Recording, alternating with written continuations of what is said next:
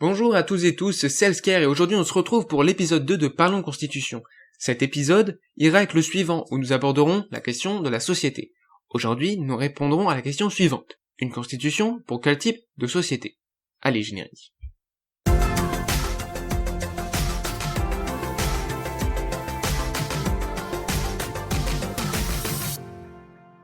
Alors, donc il y a différents types de sociétés. Et d'abord, définissons ce qu'est la société. La société, c'est un ensemble d'êtres humains, vivant en groupe organisés selon le site du Larousse. Donc, on retrouve dans la notion de groupe, la notion d'un ensemble, d'individus qui s'organisent. C'est marqué organisé. Organisation, on pense à quoi? On pense à relations, on pense à des règles, à des rapports entre les individus, des rapports de force, des rapports de pouvoir également. Autre définition, du Centre national des ressources textuelles et lexicales, communauté organisée d'individus, conçue comme une réalité distincte de l'ensemble des individus qui la composent. Alors j'ai pris cette définition pour souligner quelque chose, une réalité distincte de l'ensemble des individus qui la composent.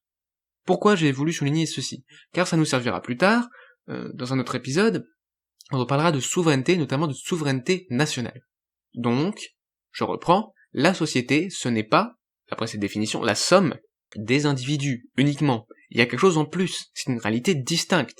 Il y a des objectifs en plus, des intérêts en plus, une histoire qui est indépendante de celle des individus. Maintenant, autre définition du Centre national des ressources textuelles et lexicales, donc autre définition, communauté d'individus organisée autour d'institutions communes. Donc on retrouve l'idée de commun, l'idée de groupe. Institutions communes économiques, politiques, juridiques.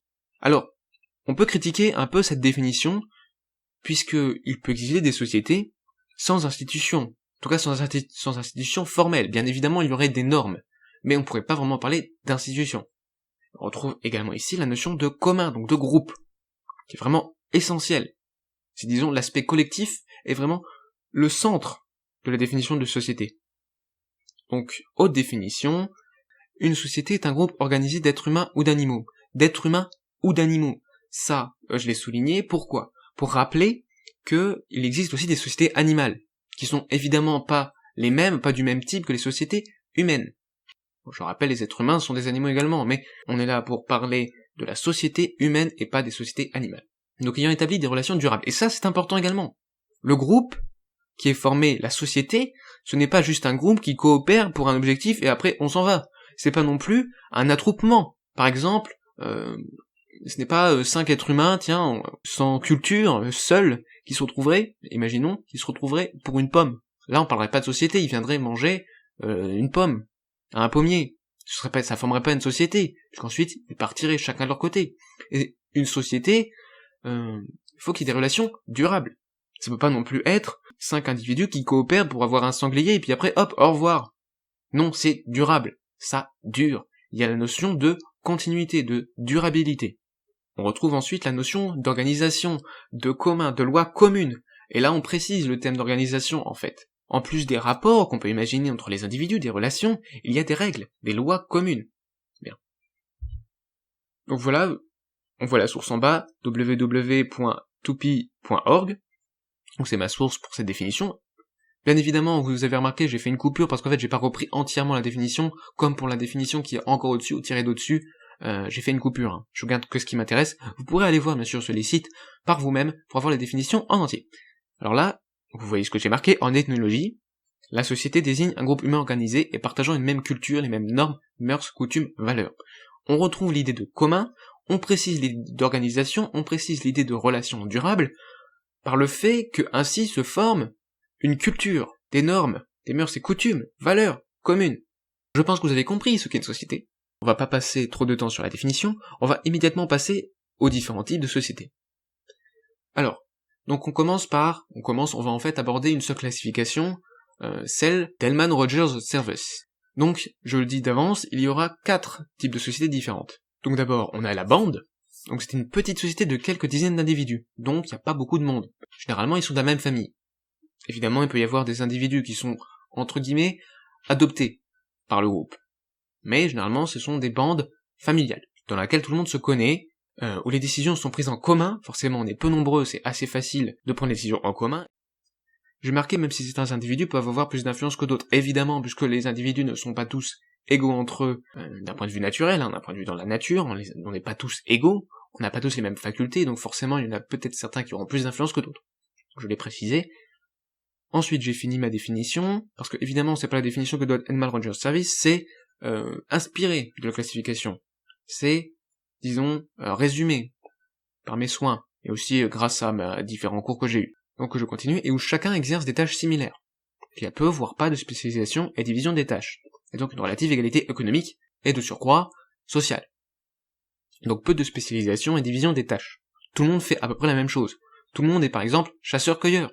Bien, passons tout de suite à la deuxième type de société, la tribu. Donc c'est un ensemble généralement sédentaire. Il reste encore un peu de nomadisme qu'on retrouve beaucoup chez les bandes, mais dans les tribus, ça se sédentarise, car on commence à voir beaucoup de monde. C'est un ensemble généralement sédentaire de clans familiaux, donc quelques centaines de personnes maximum. Mais c'est déjà beaucoup. C'est compliqué d'être vraiment nomade. Peut y encore y avoir du nomadisme, mais ce nomadisme sera peut-être plus de changement en fait de lieu de sédentarité, dans lesquels émergent des chefs. Je continue, dans lesquels émergent des chefs, avec un rôle essentiellement d'arbitre et de diplomate. Oui, donc pourquoi j'ai précisé ça, ce rôle essentiellement d'arbitre et de diplomate? Pourquoi est-ce que j'ai précisé ça? Parce que le chef ici n'a pas de supériorité sur les autres membres du groupe. Dans les tribus, on n'observe pas de réelle supériorité. Il a un rôle différent. Il y a une certaine forme de division du travail qui s'opère, même si en réalité, c'est juste qu'il y a quelques individus qui ont un rôle différent. Ce rôle d'arbitre, de diplomate. Parfois aussi de chefs religieux qui font un peu le rôle de médecin, de conseiller de la tribu, qui ont un travail différent des autres membres, donc il n'y a pas de supériorité hiérarchique, c'est ce que je viens de dire. Tous les membres de la tribu se connaissent plus ou moins.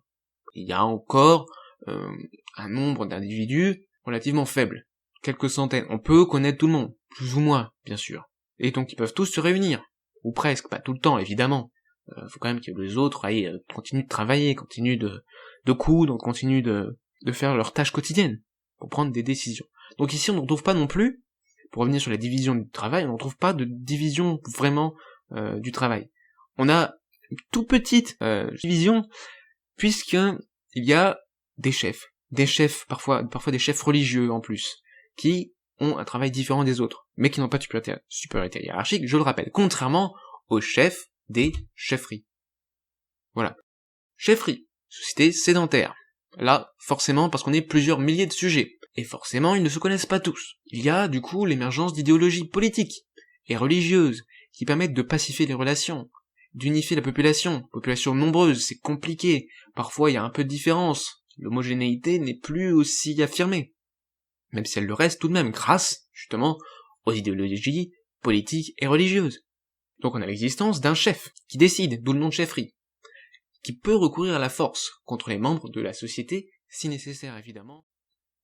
Avec ce chef, émerge donc une proto-bureaucratie, donc pas vraiment de bureaucratie, mais une certaine administration, qui permet de l'aider, donc il y a des conseillers, il y a bien sûr ses gardes, il y a bien sûr des conseillers religieux, il y a une redistribution des richesses par les impôts, donc c'est plutôt des impôts, disons, en nature, dans le sens où c'est plutôt des récoltes, ou du travail. Donc ça c'est donné au chef, et à sa famille, et à ses proches, c'est redistribué.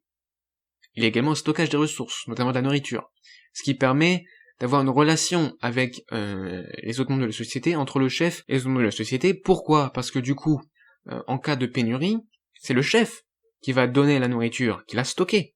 Il y a donc une relation de servitude, une relation d'obéissance qui s'installe. Évidemment, il y a une division du travail et une stratification sociale qui émerge. Elle n'est pas encore aussi développée que celle de l'État, mais elle émerge, et on peut la retrouver. D'ailleurs, je vous ai mis un exemple. Donc cette stratification sociale peut ressembler à ça, puisqu'évidemment, c'est une caricature, c'est quelque chose qu'on ne va pas retrouver exactement dans la réalité, c'est une simplification. Donc on a le chef et sa famille en haut, en dessous une aristocratie guerrière et religieuse, donc cette aristocratie guerrière et religieuse qui est aussi une proto-bureaucratie, puisqu'il y a également des conseillers, religieux par religieux, qui commencent à émerger. En dessous, on aura les paysans, les éleveurs, et tout en dessous, vraiment les esclaves et les serviteurs. Les esclaves et les serviteurs, s'il y en a. Comme je l'ai dit, c'est une simplification, c'est un exemple. Mais on retrouve un début de division du travail, avec une stratification sociale, différentes strates. Donc là, j'en ai représenté 4, voilà, et une relation de supériorité, puisque dans toute stratification, il y a hiérarchie. Donc maintenant, on va voir l'État. L'État, société de plusieurs dizaines de milliers de personnes minimum, pouvant aller jusqu'à plusieurs millions, voire milliards de personnes. Bon, là, quand je dis milliards de personnes, on arrive sur l'idée de la Chine, sur l'idée de l'Inde actuellement. C'est parce qu'on ne sait pas jusqu'où est-ce qu'il y aura une nouvelle forme. Est-ce qu'il va falloir créer une nouvelle typologie, avec quelque chose qui soit plus grand que l'État, qu'une autre forme d'organisation, une autre forme de société. Donc, dans l'État, la division du travail est importante. Il y a des artisans, il y a des commerçants, par exemple. Il y a des intellectuels, qui peuvent émerger également. Il y a un appareil de domination spécialisé qui apparaît. On trouve donc un gouvernement, une administration distincte du reste de la société, comme je l'ai marqué, pour prendre des décisions. Les faire appliquer, bien évidemment, et régler toutes sortes de conflits entre les individus, parfois très différents culturellement et socialement afin d'assurer l'unité de la société. Donc on retrouve une taille importante, une division du travail, division des tâches et une inégalité qui arrive avec une stratification sociale, avec des dominants, disons des membres du gouvernement et des membres de l'administration qui dominent un peu le reste de la société, qui sont dans l'appareil de domination spécialisé, comme je l'ai marqué, et il y a parfois des différences culturelles entre les membres. Bien, mais pour définir l'État, il faut rajouter quand même quelques trucs. Je compte rajouter quand même quelques trucs parce que l'État, c'est dans quoi on vit actuellement. Bon, pour ceux qui s'y intéressent, on peut passer plusieurs dizaines d'heures à parler de l'État, à débattre de est-ce que l'État c'est plus ceci, cela, comment le définir. Parce que oui, évidemment, la typologie que je vous présente aujourd'hui n'est qu'une typologie parmi tant d'autres. Plein d'auteurs ont fait et font encore des typologies différentes. Mais celle-ci est assez intéressante et utile à la réflexion. Donc, une communauté d'hommes fixée sur un territoire propre et possédant une organisation, Raymond Carré de Malherbe. L'idée derrière ça, c'est qu'il y a un territoire propre. Donc, on a une certaine sédentarité, on a une certaine emprise sur les territoires. Il y a une organisation. Bon, cette définition est très simple, très simplifiée, elle manque de complexité, elle peut être évidemment critiquée, puisqu'une communauté d'hommes fixée sur un territoire propre et possédant une organisation, il peut y avoir des sociétés qui ne sont pas des États qui peuvent correspondre à ça. Est-ce que la tribu est une communauté d'hommes? Oui. Fixée sur un territoire propre et possédant une organisation? Oui, mais organisation, c'est vaste. Même la tribu pourrait correspondre à ça, à la chefferie également. Donc il faut ajouter des choses. Bon, là je vais faire la distinction entre cité-État, empire et État moderne. Les cités-États sont comme c'est marqué, cités-États. C'est des cités qui sont des États. On peut penser à Athènes, dans l'Antiquité, par exemple, ou à d'autres cités grecques, ou alors pendant la Renaissance, des cités-États italiennes. Il y a encore des cités-États, des pays qui sont encore appelés des cités-États. On peut définir comme cité-État. Je pense à Monaco, on pense à Singapour.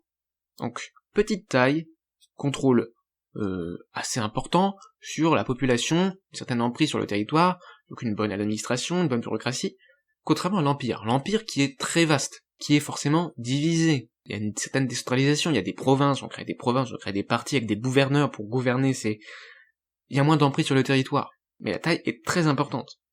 Ensuite, on a l'État moderne, qui, je simplifie évidemment, a une taille entre l'État moderne, entre l'Empire et la cité-État, et qui a un fort contrôle, une forte emprise sur son territoire. On peut penser à la France actuelle, bien évidemment, au Royaume-Uni, aux États-Unis, la plupart des États actuels sont des États modernes. Alors, là, Norbert Elias, la dynamique de l'Occident, j'aimerais aborder l'idée qu'il véhicule dans ce livre, monopole policier et militaire et fiscal comme domaine exclusif du pouvoir central. Il y a une monopolisation, l'État a le monopole de la violence physique légitime, de la contrainte physique légitime, selon Max Weber, Économie et Société, 1922, qui est avant la dynamique de l'Occident, mais j'ai pas mis la date, parce que en fait, ça dépend la date de parution, en quelle langue, est-ce qu'on met la date d'écriture, donc j'ai pas voulu mettre de date. Donc on voit qu'en fait, l'État a un monopole fiscal. C'est lui qui bat la monnaie. C'est lui qui émet la monnaie. C'est lui qui récolte les impôts. Il n'y a que lui sur ce territoire qui doit récolter les impôts, qui doit émettre la monnaie. Il y a aussi le monopole policier et militaire, le monopole de la contrainte physique légitime. Donc, c'est lui qui utilise la violence, ou qui l'autorise. C'est lui qui choisit. Il n'y a pas de la violence privée, si elle existe, c'est parce que lui l'a décidé. On ne peut pas faire sans l'État. C'est l'État qui détient le monopole de la contrainte physique légitime. Bien, je pense qu'on va s'arrêter là sur l'État. Si vous voulez des définitions plus claires, plus approfondies, n'hésitez pas à les rechercher sur YouTube. Nous allons aborder, puisque cette série est politique, je rappelle. Bien évidemment, il y a une dimension pédagogique, surtout cette vidéo est assez pédagogique, notamment dans cette première partie qui a été très longue, vraiment très longue. Maintenant, nous allons aborder les avantages des petites sociétés. Donc là, on a un point de vue plus subjectif, évidemment. Donc changement de cap de destination d'objectifs plus rapide pour les petites sociétés. Et oui, il y a moins de monde, on peut prendre des décisions plus rapidement. Ce que je ne veux pas dire que elle peut s'adapter plus facilement. Je dis plus rapidement. On peut changer de cap de destination d'objectifs, prendre une décision contraire à celle d'avant, changer quelque chose plus rapidement. Pas forcément plus facilement, il peut y avoir des résistances, la décision peut être, j'allais dire longue à prendre, mais difficile à prendre, parce qu'il faut la prendre en commun. On peut pas l'imposer par le haut dans les petites sociétés parce que il n'y a pas de centralisation du pouvoir politique. Le pouvoir politique appartient à tous, ou presque tous, et on décide en commun. Du coup, on peut changer rapidement, mais pas forcément facilement. Et c'est pas forcément d'ailleurs le bon changement. Quand je dis changement de cadre, de destination, je ne parle pas d'adaptabilité dans un sens forcément positif. Ensuite, participation politique accrue. Évidemment, participation politique accrue, tout le monde participe plus ou moins, peut participer plus ou moins, puisqu'on est assez peu nombreux, tout le monde participe politiquement, et donc, forcément, qu'est-ce qu'on a on a également peu, voire une absence d'inégalité économique et sociale. Là, je reviens à ce que j'ai dit dans la définition de la bande et de la tribu, il y a peu de division du travail, il y a peu de stratification sociale, tout le monde fait à peu près la même chose. Il n'y a pas de supérieur, il n'y a pas de personne supérieure, il n'y a pas de stratification sociale. Il y a bien évidemment différents rôles, des rapports de pouvoir entre les individus. Attention, évidemment. Mais on observe une relative égalité économique et sociale. Et pour revenir au changement de cap, c'est facile, à la participation politique accrue surtout, grâce à cette participation politique, on peut avoir une unité plus facile. Les plus faciles à construire et à maintenir, car les décisions sont prises, les décisions sont prises ensemble, en commun. Nous allons passer aux avantages des grandes sociétés, mais juste avant, je voudrais rappeler quelque chose, c'est que, évidemment, il peut y avoir d'autres avantages auxquels je n'ai pas pensé. Mais là, j'ai essayé de voir quelques avantages un peu différents. Donc pour les grandes sociétés, maintenant, il y a une plus grande résistance aux crises, tant que l'unité est maintenue. Pourquoi j'ai mis ça? Parce que les grandes sociétés, ayant plus d'individus, plus, disons, plus d'institutions qui sont identiques, une multiplicité, par exemple, des greniers, du coup, si par exemple, il y a de mauvaises récoltes, il y a des greniers, en tout cas, pour stocker et tout ça, s'il y a des individus qui meurent, malheureusement, à cause d'une maladie, à cause d'une guerre, on peut s'en relever. Alors qu'une tribu, une bande, qui subit une maladie, va avoir du mal à s'en relever. Et j'ai bien mis tant que l'unité est maintenue. Parce que si l'unité n'est pas maintenue, et c'est plus difficile dans une grande société de maintenir une unité. C'est plus difficile, il faut mettre en place des institutions, une communication, une propagande. Mettre en place aussi peut-être une autorité suffisamment forte, et ainsi faire naître une crainte, bien évidemment, pour que l'unité soit maintenue. C'est plus facile dans les petites sociétés. Dans les grandes sociétés, on a une plus grande résistance aux crises. Quoi d'autre? On continue, faut qu'on avance. On avance parce que cet épisode s'éternise. Plus grande force militaire, meilleure défense, évidemment. Évidemment, il y a plus de monde. Du coup, avoir beaucoup plus de soldats. C'est plus difficile d'attaquer 20 000 personnes que d'en attaquer 100. C'est une meilleure défense. On peut aussi avoir une meilleure attaque, mais bon. Si la société est belliqueuse, si ses dirigeants sont belliqueux surtout. Quoi d'autre, évidemment. Quelque chose de très important, il y a la division du travail. Et donc une certaine complexité technologique qui peut apparaître. En divisant le travail, peut apparaître des artisans. On peut commencer à faire des épées. Alors qu'avant, il peut y avoir un forgeron, peut-être. Non, dans les tribus, c'est compliqué d'avoir une certaine complexité technologique. Et plus la société grossit, plus la complexité augmente. Plus la division du travail, surtout, augmente. La complexité technologique augmente. Ainsi va apparaître une diversité des activités.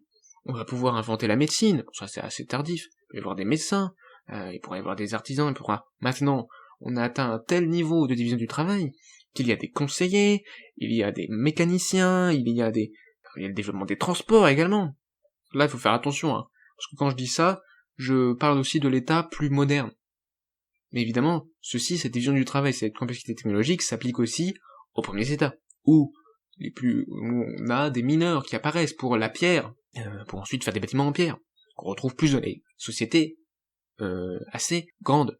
Dans les petites sociétés, vous allez rarement retrouver de bâtiments en pierre, déjà parce qu'il y a assez peu de sédentarité, parce qu'il y a une relative égalité dans l'exercice des tâches. Et donc, les tâches sont essentiellement vivrières. Donc, chasse, cueillette, pêche, un peu de construction des habitats, de la couture, tailler des os, etc., etc. Mais la complexité technologique n'est pas très avancée. Bien. Donc maintenant nous allons conclure, parce que je pense que nous pouvons nous arrêter là, et c'est pour ça que j'ai dû séparer en 2 vidéos, parce que la question de la société est quand même une question qui est assez large, assez importante, qui est assez longue à traiter. Sauf que là je vais la traiter en 2 épisodes, du coup ça fera peut-être 1 heure, 40 minutes, 41 minutes, 1 heure, Ce sera pas si long que ça. On pourrait faire des cours de plusieurs heures. Même si je rappelle, là je parle de cours, mais je rappelle que c'est une série politique, qui peut évidemment avoir un intérêt pédagogique dans le sens où j'apprends, mais j'argumente aussi et je défends une certaine vision. Donc conclusion, rappelons rapidement, la société comme groupe organisé d'êtres humains, ayant établi des relations durables, durabilité, continuité des relations, vivant sous des lois communes, des lois autour d'institutions communes, et partageant une même culture. Donc l'institution commune, je l'ai remis, même si peut être sujet à discussion, notamment dans les bandes, où il n'y a pas vraiment d'institution, mais en tout cas il y a de même culture, des mêmes normes, des mœurs, des valeurs qui sont communes. On retrouve vraiment cette idée de commun, de collectif, le groupe de relations durables, de durabilité d'un collectif organisé. Ensuite, différents types de sociétés qu'on a vus. Donc on a vu la classification d'Hellman-Rogers Service, donc la bande, la tribu, la chefferie et l'État. Donc ces sociétés sont de différentes tailles, avec une division économique et sociale et une centralisation politique variable. Pour résumer. Quoi d'autre? On a vu qu'il y avait des avantages différents pour les petites et les grandes sociétés. Et comment choisir? Quel type de société? C'est la question. Quelle société, je rappelle, c'est marqué en bas. Quelle société? Justement, c'est un choix difficile, si l'on ne sait pas pourquoi faire société. Là, vous comprenez bien que ce sera le sujet du prochain épisode, pourquoi faire société. Merci à tous d'avoir suivi, n'hésitez pas à me donner des conseils, pour améliorer le PowerPoint, pour améliorer la présentation, donner des conseils, donner des avis. N'hésitez pas à critiquer également mon point de vue, ces typologies, vous pouvez en discuter en commentaire, évidemment, tant que ça reste courtois. Merci d'avoir regardé, à la prochaine, c'était Elfscare.